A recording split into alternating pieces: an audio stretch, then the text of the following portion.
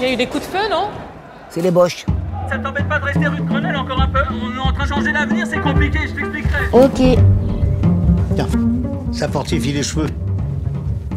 Voilà. Prise d'assaut par les CRS. Depuis quand on se soucie des SS? Il parle des CRS, hein, pas des SS. Le film de Lionel Bayer, La Cache, est l'un de ces films qui vous adoptent, vous retiennent captifs et vous donnent une furieuse envie de vous replonger dans le roman autobiographique qui l'a inspiré, La Cache, de Christophe Boltanski. Le film adopte d'ailleurs le point de vue de Christophe, qui à 9 ans vit les événements de mai 68 dans l'appartement de ses grands-parents à Paris, rue de Grenelle. Entouré de ses oncles et de son arrière-grand-mère, il s'amuse à semer des indices partout et découvre une mystérieuse cache qui révélera peu à peu ses secrets. Le film ne traite que d'une brève partie du roman, mais il y concentre toute son atmosphère familiale. Car cette famille très particulière est une famille vraiment fusionnelle au sens propre du terme. Ses membres, sujets à de multiples névroses, joyeusement assumées malgré un rappel constant des heures sombres de l'occupation, ces membres donc ne se séparent jamais, ni dans l'appartement où ils mènent tous ensemble une vie de bohème, ni même dans la voiture imposée à la mère par sa difficulté à marcher. Myriam, mère catholique, pilier de la famille, a adopté le mode de vie discret de son mari Étienne, médecin juif qui a échappé de justesse à la rafle du Veldiv et reçoit ses parents dans son appartement.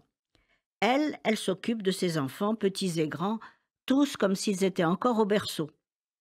Ce couple d'éternels adolescents a pris en charge ce petit-fils pour laisser sa fille et son époux manifester devant les barricades.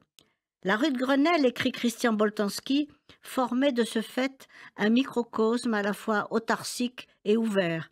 Ma famille ne vivait pas recluse, mais soudée.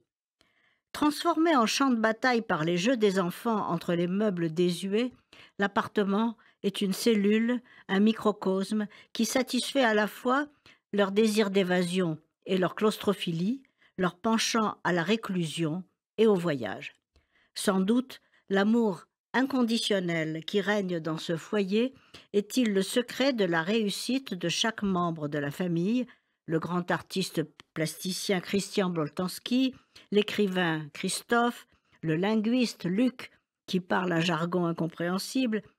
La distribution est parfaite, avec un Michel Blanc très émouvant dans son dernier rôle tout en nuances, accompagné de 4 générations d'actrices et d'acteurs, depuis Liliane Rover, la grand-mère d'Odessa, Dominique Raymond, la mère, William Lebguil et Aurélien Gabrielli, les fils, jusqu'au petit-fils Ethan Chimienti, le chouchou de tous. Il faut vraiment aller voir La Cache de Lionel Bayer, film attachant, subtil, original par sa façon de nous faire vivre la grande histoire dans l'intimité familiale. Et pour le faire, il a trouvé une grande justesse de ton, à la fois nostalgique, fantaisiste, loufoque et plein d'humour, juif naturellement.